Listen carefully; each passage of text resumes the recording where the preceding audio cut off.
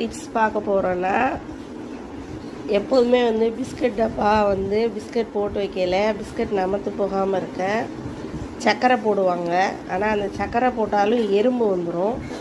அதுக்கு பதிலாக நீங்கள் என்ன பண்ணிடுங்க, நம்ம சாப்பாடு அரிசியை ஒரு கை எடுத்து அதில் போட்டு விட்ருங்க.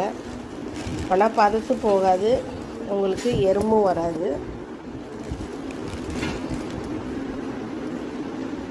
இந்த மாதிரி பிஸ்கட் டப்பாவில் போட்டு வச்சுக்கிட்டிங்கன்னா உங்களுக்கு பதக்காது. இந்த டிப்பை கண்டிப்பாக ஃபாலோ பண்ணிக்கோங்க.